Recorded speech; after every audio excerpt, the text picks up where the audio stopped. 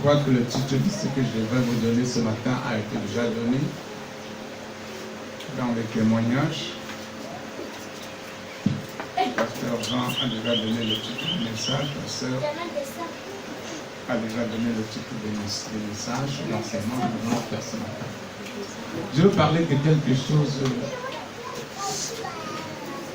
ce matin, peut-être, tu vas dire, mais qu'est-ce qu'on nous enseigne comme ça ce matin? Suivre Jésus. Je veux parler de ceci. Suivre Jésus. Donc une personne se pose la question, suivre Jésus comment? Parce que quand nous devenons chrétiens, nous nous identifions à quelqu'un. Nous voulons marcher comme la personne. Lorsqu'une personne devient chrétienne, ça veut dire qu'il est uni à quelqu'un. Chrétien veut dire être comme Christ. C'est-à-dire tu t'identifies à Christ. Tu es en union avec Christ. Parce que les gens pensent que lorsqu'on dit chrétien, c'est simplement comme ça. Chrétien est un mot qui est né, je crois que c'est en Antioche, qui veut dire tout simplement être comme Christ, marcher comme Christ, faire comme Christ, s'identifier à lui. Quand des gens donnent leur vie au Seigneur Jésus, ils ne savent même pas pourquoi et comment il faut marcher avec lui. S'il faut marcher avec lui, tout ça, ou pas. Quand ils ont dit confesser le Seigneur, ça suffit pour eux. Ils croient que tout est fini. Non.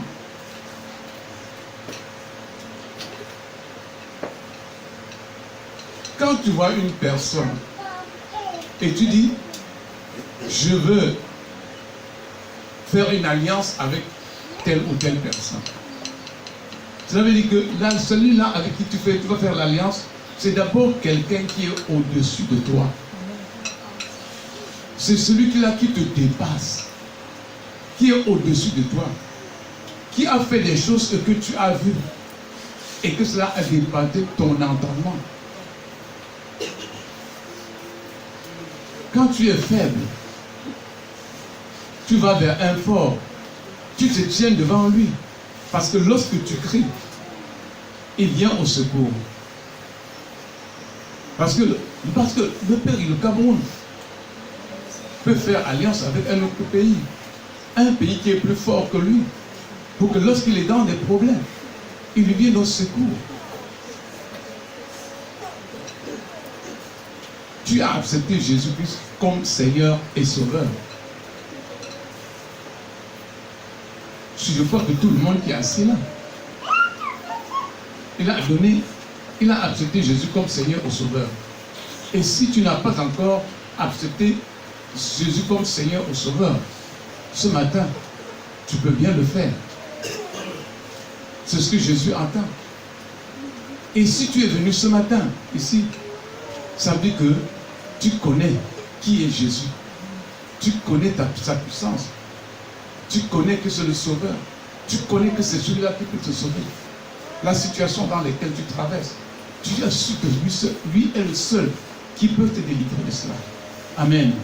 Ça veut dire que si tu es venu ici, ce matin, tu ne l'avais pas reçu comme Seigneur et Sauveur. Tu dois le recevoir et tu dois être uni à lui. C'est ce que la parole de Dieu nous dit.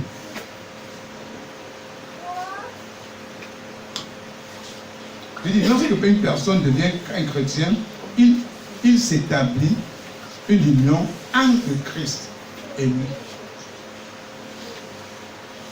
Tu établis une union entre toi et Christ. Toi, tu deviens chrétien.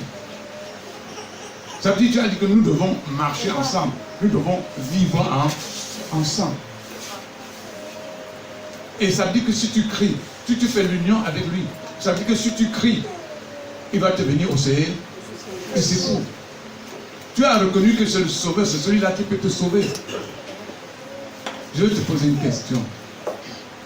Si tu es en danger, un lion court derrière toi, et lorsqu'il veut t'avaler, une personne survient et anéantit ce lion, qu'est-ce que tu dois faire? Tu dois suivre la personne qui a anéanti le lion, ou tu vas plutôt suivre ton chemin, aller là où tu allais? Si c'est moi qui devais répondre à la question, moi je vais dire que moi je veux suivre celui qui a anéanti le lion, qui a empêché le lion de me manger, de me détruire. Parce que si je ne suis pas avec celui-là, c'est sûr que le lion pourra revenir et me dévorer. C'est pourquoi, partout où celui-là va, je serai derrière lui. Parce que celui qui a la puissance de détruire mon ennemi. Amen. Celui-là qui a la puissance de détruire ton ennemi.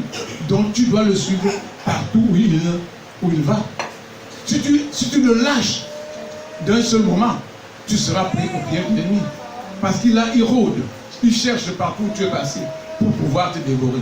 Mais lorsqu'il ressent que tu es toujours avec celui qui t'a sauvé la fois passée, il ne pourra pas t'attaquer. C'est lorsque tu te retrouveras seul maintenant, il dit, ah, maintenant, il s'est retrouvé seul. Moi, j'ai la force, je peux le prendre maintenant.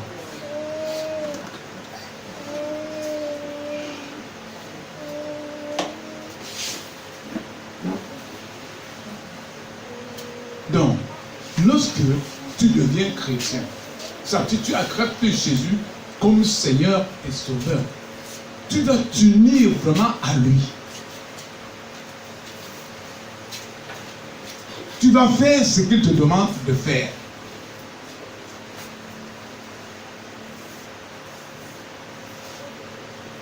Tu es uni à Christ, comme Christ est uni au Père. Christ est uni au Père. Toi aussi, tu dois être uni à Christ. Et si tu es uni déjà à Christ, ça veut dire que tu es uni au Père. Hello? Je crois que quelqu'un m'entend.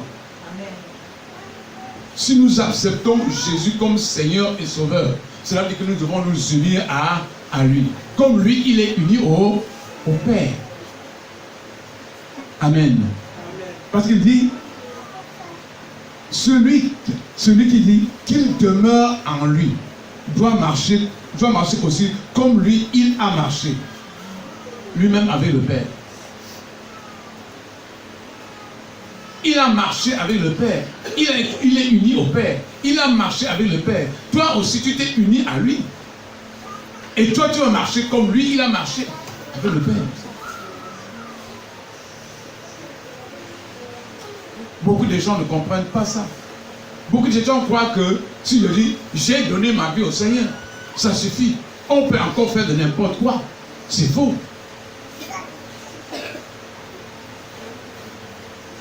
Nous allons prendre notre Bible. 1 Jean 2, verset 6. 1 Jean 2, verset 6. Regardez à la page. 1 Jean 2.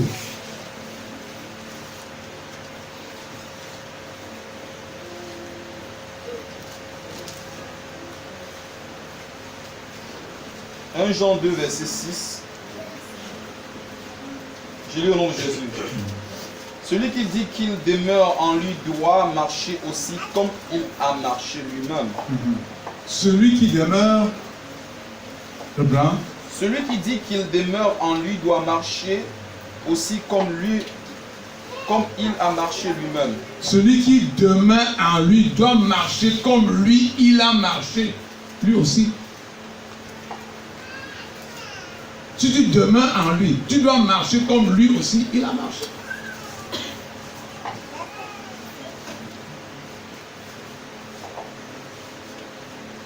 Voilà encore.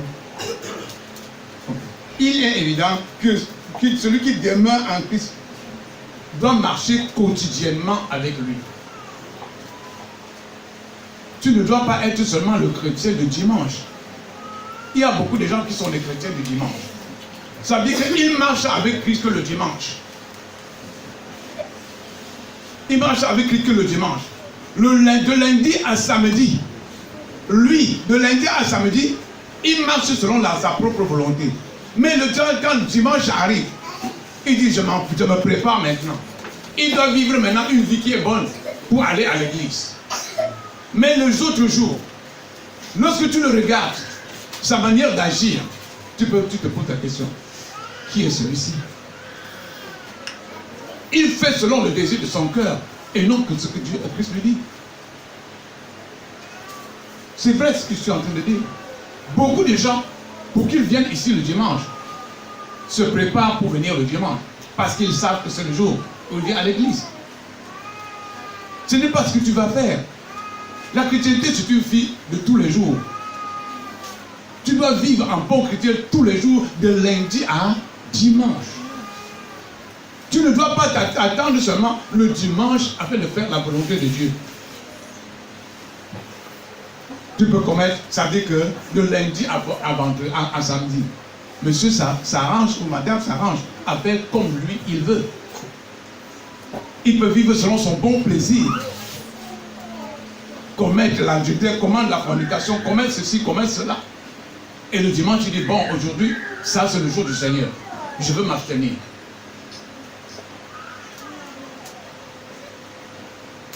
Tu peux être rebelle comme tu veux.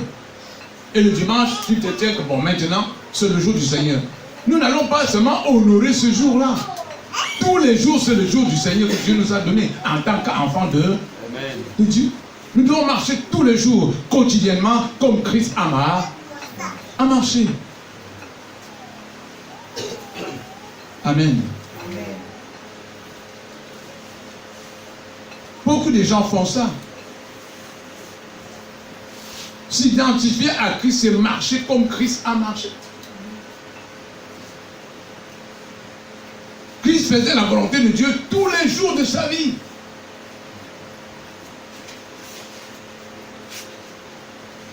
Il était amour. Il faisait des choses qui glorifiaient le Seigneur. Toi, si tu t'es identifié à lui, tu dois faire comme lui. Tu dois marcher comme lui. Pratiquer sa parole. Tu ne dois pas choisir un jour que tu vas faire la volonté de Dieu. La volonté de Jésus, c'est tous les jours. Tous les jours. J'ai été content. C'était hier. J'ai vu que ces petits-enfants sont en train de comprendre la chose de Dieu. Ces enfants sont en train de comprendre la chose de Dieu. J'étais très fier. L'enfant n'est pas parmi nous maintenant, mais je suis très content de cet enfant. Parce que j'ai constaté que cet enfant aime réellement le Seigneur.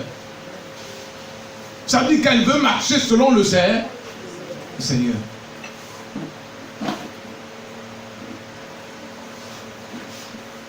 On a dit que l'enfant devait aller quelque part. L'enfant connaît le programme avec le Seigneur. Mais quand on lui a dit, tu dois aller en congé quelque part, elle pense à l'engagement qu'elle a fait avec le Seigneur. Elle dit, je ne peux pas aller parce que j'ai fait un engagement avec Dieu. Est-ce que vous comprenez? Ça, c'est chercher à connaître le cœur de l'enfant. J'ai compris le cœur de l'enfant. Ça veut dire que l'enfant aime Dieu. Il veut marcher comme Dieu lui dit. Et lorsque j'ai compris ça, je dis en réalité, ces enfants sont en train de comprendre la chose de Dieu.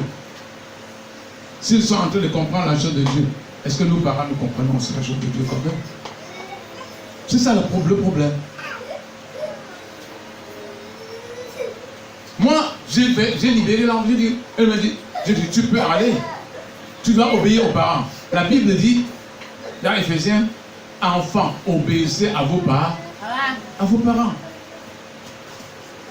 J'ai demandé à l'enfant, vas-y, ne t'inquiète pas, le Seigneur connaît ton cœur. Oui, c'est ta famille. Vas-y.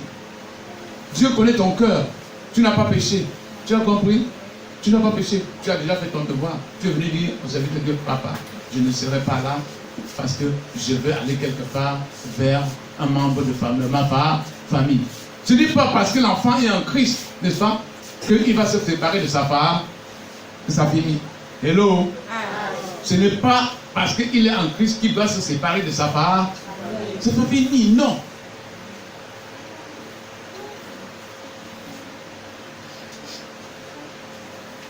Nous, on comprend nos enfants qui doivent être obéissants. Mais Dieu aux parents, laissez les enfants servir le Seigneur. Amen. Parce qu'il a dit, laissez venir à moi les petits enfants, parce que je veux les bénir. Amen. Amen. Les parents doivent aussi savoir ça. Amen. Ce qui m'a plu, ce qui m'a intéressé beaucoup, c'est parce que l'enfant a compris qui est Jésus. C'est ce qui m'a intéressé. L'enfant a compris qui est Jésus et que faire la volonté de Jésus, parce qu'elle veut servir, l'enfant veut servir Jésus. Amen. Amen. Vraiment, je vais vous dire une chose. On dit que le salut est personnel. Est-ce que vous savez que l'enfant que tu as donné naissance doit entrer au ciel et tu ne pourras pas entrer? Hein? Je dis, ton enfant peut entrer au ciel et toi tu n'entres pas. Elle dit, je suis le père ou la mère. Comment mon enfant peut entrer au ciel? Moi je n'entre pas. Ça tu t'ennuies. Parce que si l'enfant marche selon la volonté de Dieu et tu ne marches pas, l'enfant entrera et tu n'entreras pas. Le jour viendra. Il dit qu'il va venir. Deux femmes sont en train de mouler le grain. Il va enlever un et laisser l'autre. Toi, tu seras sur le même lit avec ta femme. Il va venir enlever peut-être ta femme et te laisser. Tu vas te retourner quand la femme n'est plus là. Hello? Hello? C'est pourquoi il dit le salut est personnel. Laissez venir à moi les petits enfants, je vais les bénir.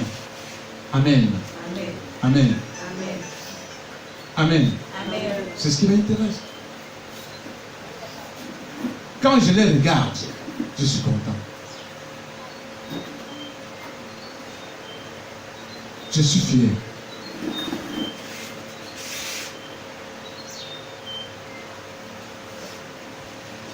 Les enfants qui viennent ici à l'église, je suis content de les voir ici.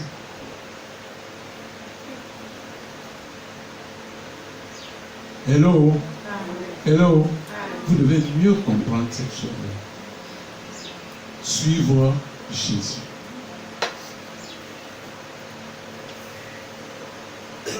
Suivre Jésus. J'aime ces enfants. Et le Seigneur les aime. Nous avons deux catégories d'enfants.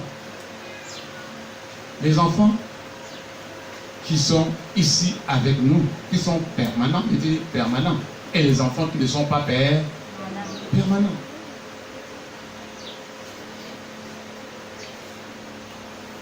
Et nous essayons, nous faisons un effort pour que tous soient à l'aise. Ceux qui sont permanents et ceux qui ne sont pas permanents.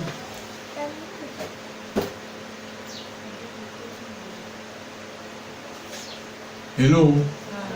Bien. C'était suivre Jésus. C'est ce que cet enfant a fait, qui vit au dehors a fait et qui m'a intéressé. Et j'ai voulu partager cela avec vous. Parce que cet enfant m'a fait comprendre réellement que j'aime Jésus. Amen. Nous devons marcher comme Christ aussi a marché. Comment marcher avec Christ? Comment nous devons marcher avec Christ? Comment devons-nous marcher? Prenons notre Bible. Dans Jean 15, verset 16. Jean 15, verset 16.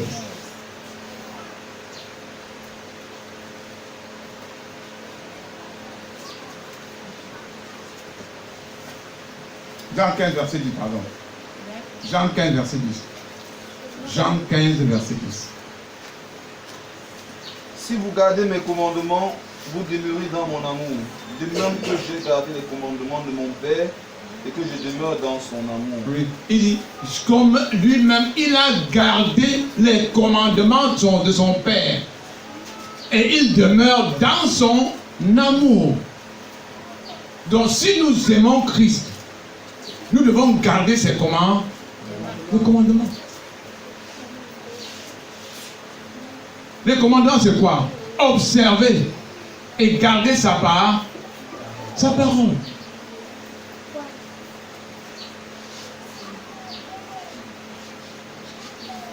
Gardez sa parole. Prenons le Bible encore dans Jean 17, verset 4. Jean 17, verset 4. Jean 17, verset 4. Quelqu'un dit. Je t'ai glorifié sur la terre, ayant achevé l'œuvre que tu m'as donnée à faire. Je t'ai glorifié et j'ai achevé l'œuvre. Il parle à qui? Il parle il parle de son Père. Je t'ai glorifié. Il dit, je t'ai glorifié et j'ai achevé l'œuvre que tu m'as confiée. Je t'ai glorifié et j'ai achevé l'œuvre. Donc lui, il a marché comme son Père a marché. Comme il a marché comme son Père le lui a indiqué. Tout ce que le seul Père lui a dit de faire, il a fait. Il dit, je t'ai glorifié et j'ai accompli l'œuvre que tu m'as donnée. Et c'est la même chose que nous devons faire avec Jésus. Il dit, j'ai gardé ton commandement. Il dit, j'ai gardé tes commandements. C'est Jésus qui dit qu'il a gardé les commandements de son Père. Et Jésus aussi nous a donné les commandements que nous devons garder. Nous devons faire un effort pour garder les commandements de Jésus. Si nous voulons bien le suivre, nous devons garder ses commandements. Celui qui veut suivre, si tu veux suivre Jésus et tu ne gardes pas ses commandements, c'est que tu n'es pas en train de le suivre. Tu n'es en train de rien faire. Quand on peut prêcher la parole de Dieu, il y a beaucoup de prédicateurs ici dehors. Tu vas entendre dans les rues, aujourd'hui Jésus, Jésus, Jésus. Mais le plus grand prédicateur est celui qui pratique, qui observe les commandements, qui pratique celui qui est en train de prêcher. Si tu ne pratiques pas ce que tu es en train de prêcher, cela ne sert absolument à rien. Tu parles en vain. Tu n'es qu'un théologien parce que c'est des matières. Les matières, on enseigne à l'université. Il y a des théologiens. On enseigne ça à l'université. J'étais à quartier à Fouman, j'avais un professeur de lycée. Le professeur du lycée. Quand il te parlait de la parole de Dieu, mais tu te dis, mais il connaissait les versets, des versets. Et il connaissait même le village de Jésus. Il te donnait David avec son village, Salomon, tout, il te parlait de lui. Mais quand tu le rencontres dans un bar, il saoule jusqu'à tomber. Il est vraiment sous-ivre. Et pourtant, quand tu te parles de Jésus, mais tu dis, voilà un vrai enfant de Dieu, tu peux le suivre. Ce n'est pas parler la parole de Dieu qui te prouve que tu es un enfant de Dieu. Mais c'est pratiquer la parole de Dieu qui fait de toi un enfant de Dieu. On peut rester ici au pupitre prêcher un grand sermon. Mais si on rentre là dehors, on te voit en train de faire certaines choses. Ça veut dire que tu n'es même pas un prédicateur. Tu n'es même pas un enfant de Dieu. Peut-être tu es là, tu cherches ton argent. On peut prêcher un bon sermon parce qu'on a besoin des dîmes ou des offrandes. Hello? Oui. Quelqu'un se prépare là. Il prépare pendant une semaine un grand sermon. Juste pourquoi? Parce qu'il voudrait voir le croyant se lever et venir ici lancer une somme de 10 000 à 20 000 pour que la caisse soit pleine et qu'il porte et il s'en va. Voilà ce qu'il cherche. Son intérêt. Il ne vient pas prêcher pour que les âmes soient sauvées. Mais son intérêt, c'est que le panier soit plein, le grand panier soit plein ou le sac soit plein. Qu'il s'en aille. Ça, ce n'est pas le serviteur de Christ. Ce n'est pas le serviteur de Christ. Mais nous prêchons pour que les âmes soient sauvées. Hello? Nous prêchons pour que les âmes soient sauvées. L'argent est important pour l'avancement de l'œuvre de Dieu. Mais oui. Mais si tu prêches parce que tu as besoin de ton argent, ton évangile n'a pas de valeur. Ça n'a pas de valeur. Je parle de suivre Jésus-Christ. Prenons encore Jean 4, verset 34. Jean 4, verset 34. Jean 4, verset 34. Jésus leur dit, ma nourriture, c'est de faire la volonté de celui qui m'a envoyé et d'achever son œuvre. Écoutez, Jésus leur dit, ma nourriture est de faire la volonté de celui qui m'a envoyé. Et d'accomplir, et de faire quoi? D'accomplir son œuvre. Écoute la parole de Jésus.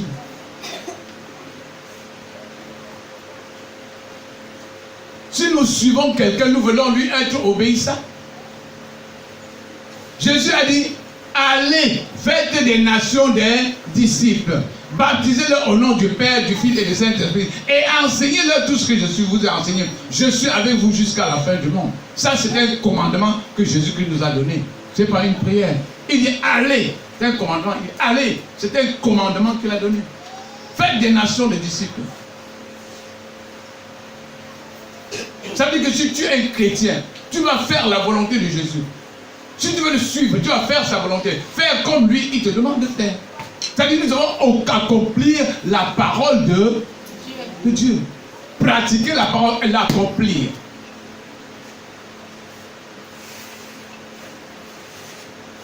On appelle, moi j'appelle les autres personnes, les soi-disant chrétiens. Soi-disant chrétiens. Parce que si tu te mets au carrefour ici, tu appelles, tu dis, tous les chrétiens, venez ici. Tout le monde, tout le quartier sera là en tant que chrétien. Le marabout sera là. Le rosicrucien sera là. Le franc-maçon sera là. Le voleur sera là. La prostituée sera là. Parce qu'elle réclame être chrétien. Chrétien de nom. C'est le nom qui parle. C'est le nom. Chrétien de nom. Nous parlons du chrétien, celui qui s'identifie à Christ et qui pratique la parole du Christ. Le commandement du Christ. C'est celui-là qu'on appelle chrétien.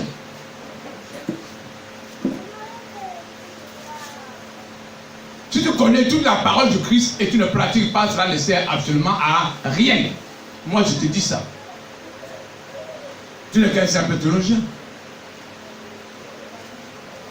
Mais non, tu peux te lever et aller enseigner à l'université. Va plutôt enseigner à l'université que de te tenir devant le pupitre pour enseigner. Pour enseigner. Celui qui enseigne doit pratiquer. Hello? Celui qui enseigne doit pratiquer la parole de Dieu. Oui. Hello?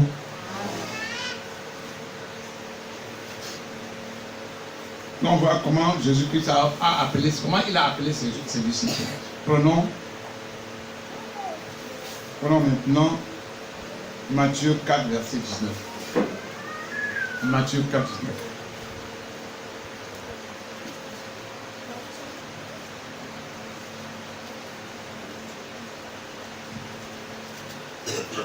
Il leur dit, suivez-moi et je vous ferai pécheurs d'hommes. Écoutez comment Jésus-Christ choisit. Il dit, il voit les gens quelque part, il vient leur dire, suivez-moi et je vous ferai pécheurs d'hommes. Regarde, il y a beaucoup de gens qui, là dehors, qui ont été appelés. Combien sont ici? Jésus n'a-t-il pas parlé dehors? Jésus n'a-t-il pas prêché dehors? Je parle de Jésus, je dis des prédicateurs qui sont dehors, ils prêchent même dans la nuit, ils disent repartez-vous et venez à Jésus. Pourquoi vous êtes pas si peu? Alors qu'on a parlé, on a prêché dehors là. Il n'y a personne qui peut dire, personne ici ne peut dire qu'il n'a jamais entendu Jésus. Même ceux qui sont à côté là. On les a prêché la parole, mais ils ont écouté. Non. Celui qui suit Jésus a plus à partir. Si tu es là et tu as suivi Jésus, ça dit que tu lui as appartenu. Ça dit que tu vas pratiquer sa et observer ses commandements. Amen. Amen. Il dit, suivez-moi. Prenons Jean 1, verset 43. Jean 1, 43.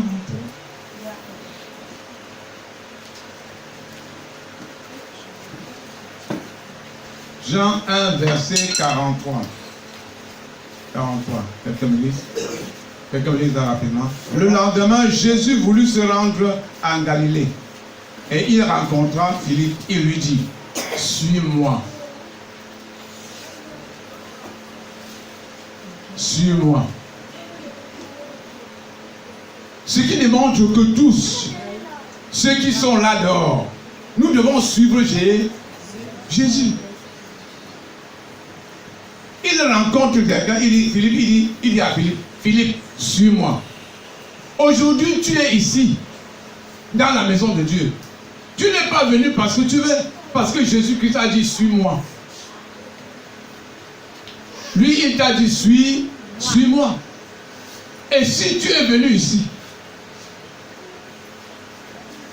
tu as dit, je veux être enfant de Dieu. Je suis enfant de Dieu. Maintenant, je veux m'identifier à Christ. Je veux suivre ses commandements. Je veux marcher comme lui. On va appeler certaines personnes des religieux. Ça va déranger. Les gens vont dire, mais on m'appelle religieux, pourquoi? Parce qu'ils ne pratiquent pas la parole de Dieu. Ils se bornent d'écouter et ça suffit pour lui.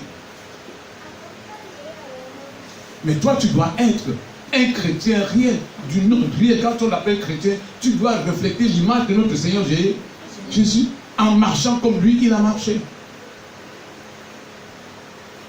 Beaucoup sont assis là, dans l'église. Mais ils sont encore en train de faire ce que Jésus ce qui ne glorifie pas Jésus. Ils pratiquent le péché jour et nuit. Et ils sont à l'église. Moi, je ne suis pas venu pour prêcher, pour te plaire. Mais je vais te dire toute la vérité. Afin que tu sois sauvé. Si je ne te dis pas la vérité, Jésus me redemandera. Tu vas mourir, tu vas aller en enfer. À cause de ton péché.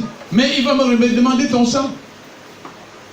Est-ce que tu avais prêché, tu avais parlé, ce que je t'avais dit à cette personne-là? J'ai eu peur de te parler. Parce que quand elle veut te parler, tu vas fuir l'église. Tu viens à l'église pour moi? Parce que tu viens à l'église pour moi. Tu ne viens pas à l'église pour moi. C'est pour le salut de ton âme. Si tu veux, tu pars. C'est ton problème. Tu viens à l'église pour le salut de ton âme. C'est pas pour passer Abraham. Non.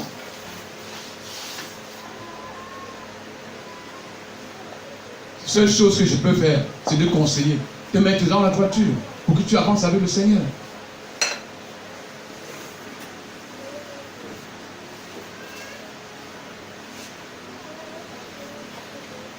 Si tu es venu ici parce que le pasteur Abraham est là, non, la porte est là, elle n'est pas fermée.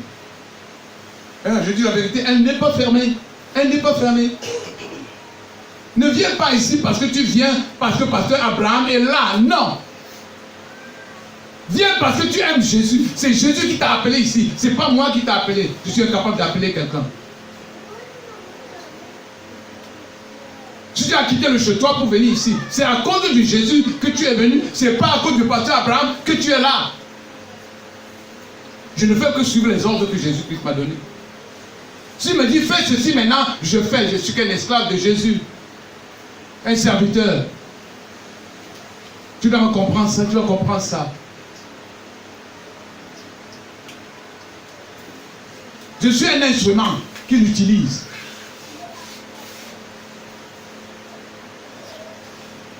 Je ne peux pas guérir. Mais c'est Jésus qui guérit. Je ne peux pas délivrer. C'est Jésus qui délivre.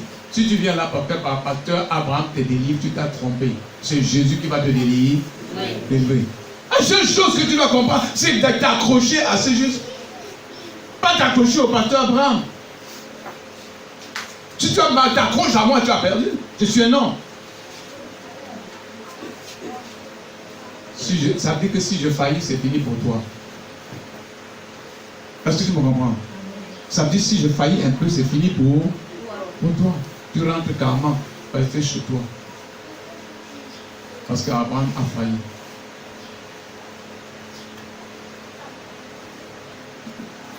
Si tu voulais pour Christ, si tu venais pour Christ, même si je faillis, tu restes accroché à lui. Amen. À Christ. Amen. Tu restes accroché à Christ. Pas à moi. Je ne peux sauver personne. Jésus, c'est le seul qui sauve. Amen. Suivre Jésus. Vous devez suivre Jésus. Et non suivre un homme. Je suis un instrument pour toi. Mais je dois pratiquer la parole du Christ pour que tu saches que je viens du Christ. Amen. Amen. Amen. Amen. Oui. Tu peux voir la manière où je marche. Hein? Tu dis, ah, non, ce pasteur-là, c'est un homme qui marche selon le Seigneur. Hein? Je veux aussi marcher comme lui parce qu'il marche comme Christ marche. Hello? Hi. Hello? Hi. Je ne dois pas te dire. Parce que auparavant, j'entendais le pasteur, le prêtre dire, faites ce que je vous demande même de faire, mais ne regardez pas ce que moi je fais. Tu dois regarder ce que moi je fais. Oui. Si je marche mal, tu dois savoir que ce n'est pas un bon pasteur là-bas. Je dois pratiquer la parole de Dieu et t'apprendre à pratiquer la parole de Dieu. Hello. Et mettre ça en toi. Te faire comprendre cette parole. Parce que je suis fait pour ça. Pour ensuite enseigner. Parce que c'est l'enseignement qui bâtit. Hello. Afin que tu marches selon la volonté de Dieu. Ce matin, il m'a dit, parle-moi, parle-leur de moi. Comment me suivre? Suivre Jésus.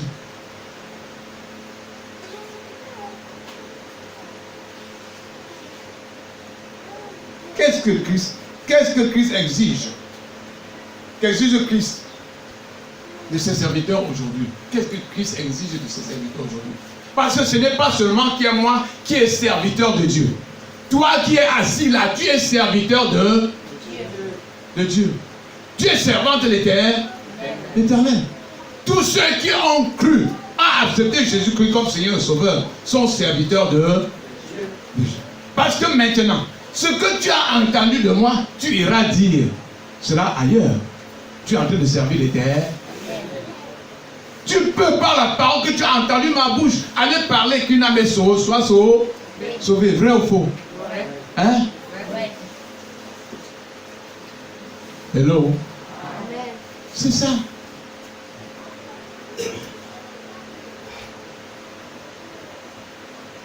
Hello? Il dit si quelqu'un me sert, qu'il me suive. Si quelqu'un me sert, suivez-moi. Si quelqu'un me sert, qu'il me suive. Ça veut dire que tu es son serviteur, tu dois le suivre. Il dit, c'est Christ qui dit, si quelqu'un me sert, qu'il me suive. Donc si tu le sers, suis-le. Marche comme lui. Il dit, et là où je suis, là aussi, il sera avec moi. Donc, il dit, si tu le sers et tu le suis, là où il sera, tu seras avec lui. Il a dit quelque part, il a dit qu'il est le chemin, la vérité et la vie. Et nul ne peut aller au Père sans passer par lui. Il dit que si tu le suis, tu marches comme il marche, hein, là où il est, tu seras avec lui. Ça veut dire que s'il est au ciel, tu seras au ciel avec lui. Écoute la promesse que Christ donne. Comment peux-tu savoir une vérité et tu n'arrives pas à pratiquer cette vérité? Comment peux-tu savoir une vérité et tu ne marches pas selon la vérité? Selon la vérité. Tu sais que si tu marches avec Jésus, là où Jésus sera, tu seras avec lui. Hello? Hello? Si quelqu'un me sert, le Père l'honorera. Écoute Jésus. Il dit si quelqu'un le sert, le Père doit l'honorer. Ça veut dire que quand tu sers Jésus, devant le Père, tu es honoré. Les anges du ciel te donnent le chapeau. Est-ce que tu comprends ça?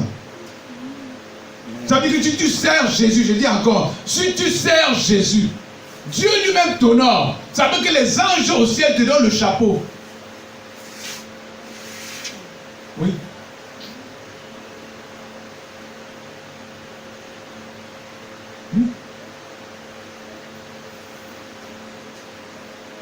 Parce que nous ne savons pas ce que nous sommes, ce que Dieu a fait pour nous, en tant qu'enfants de Dieu. Si Dieu t'honore, si Jésus dit que Dieu peut honorer un homme, hey, tu vas commencer à dire, mais ça dit que si Dieu m'honore, je ne suis pas n'importe qui. Si Dieu m'honore, je ne suis pas n'importe qui. Si Dieu t'honore, ça veut dire que tu n'es pas n'importe qui. Pour que Dieu t'honore.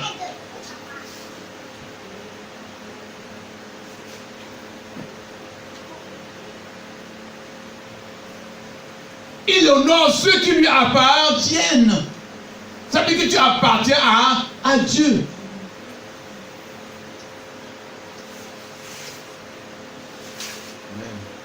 Dieu t'honore. En tant qu'enfant de Dieu, Dieu doit t'honorer. Il dit qu'il t'honore. Le Jésus qui nous dit, il t'honore.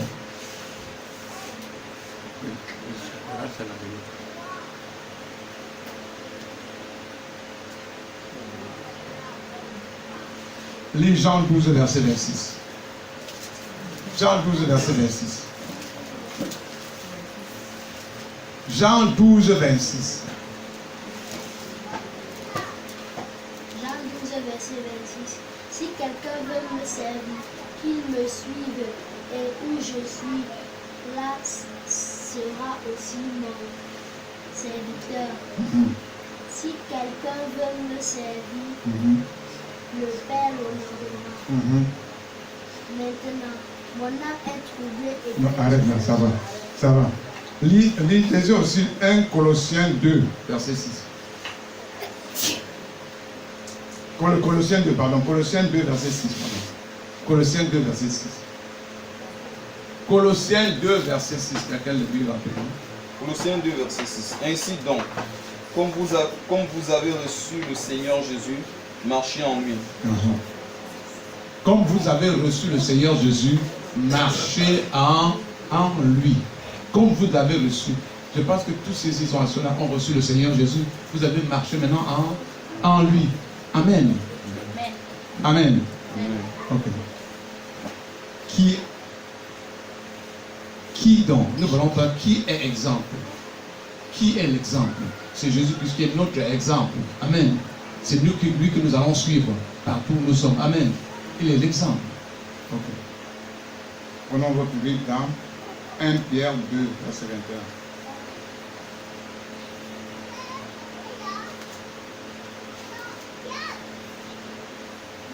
1 Pierre 2.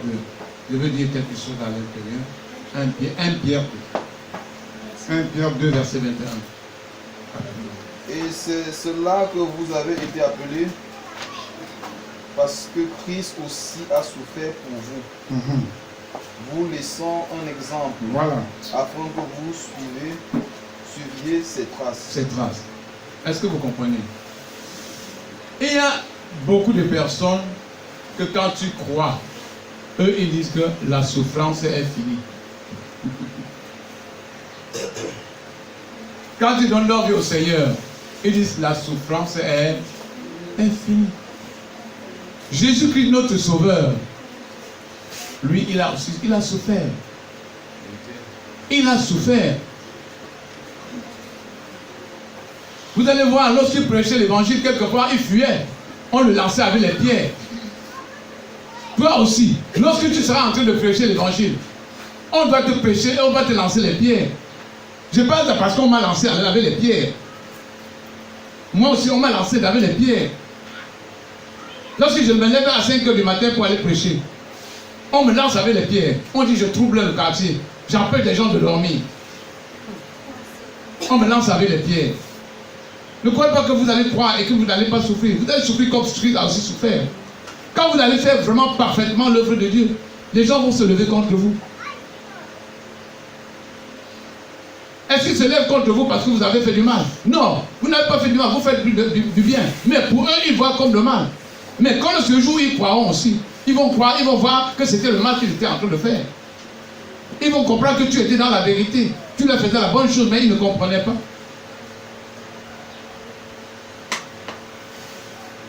Mais quand tu crois, il faut savoir que tu dois être persécuté. Mais l'apôtre Paul a souffert. Il a souffert. Il a été en prison. Les pierres ont été en prison.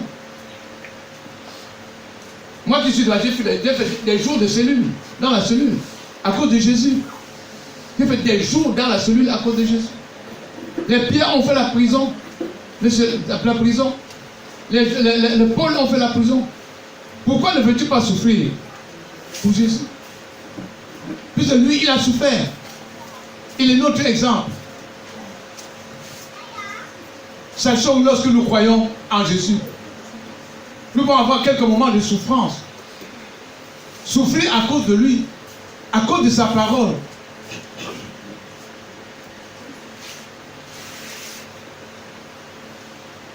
Tu crois que tu peux être malade à cause de Jésus.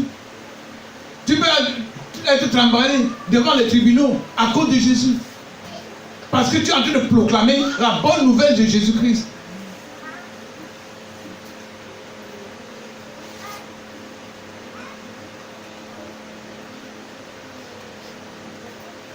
Lorsqu'il est vu, il est allé aux eaux de baptême lui-même. Beaucoup de gens ont été baptisés, sont baptisés ici. Ne crois pas que lorsque tu as été aux eaux de baptême, tu ne dois pas avoir les problèmes sont terminés. Non, les épreuves peuvent commencer. Encore des dures épreuves. Jusqu'à tu dis que hey, moi j'ai fait une erreur. D'autres peuvent dire j'ai fait des erreurs. Vous pouvez te baptiser. Hello.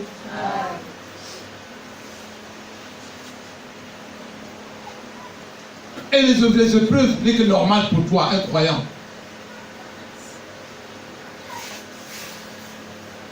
Quand je n'ai pas des épreuves, je pense que je ne suis plus avec Jésus.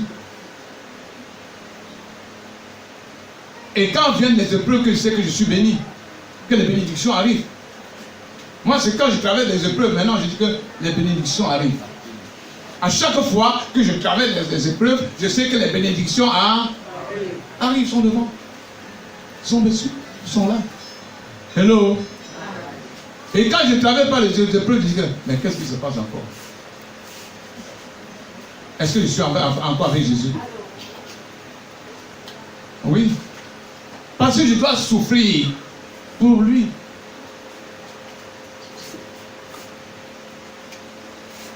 Il y a des gens qui croient.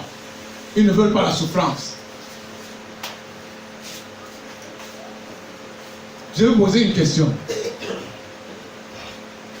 N'est-ce pas, nous disons que en Christ, il faut être prospère, n'est-ce pas? Hein? Mais pourquoi, je peux poser, pourquoi Lazare était-il sans rien? Pourquoi Lazare n'avait-il pas quelque chose? Hein?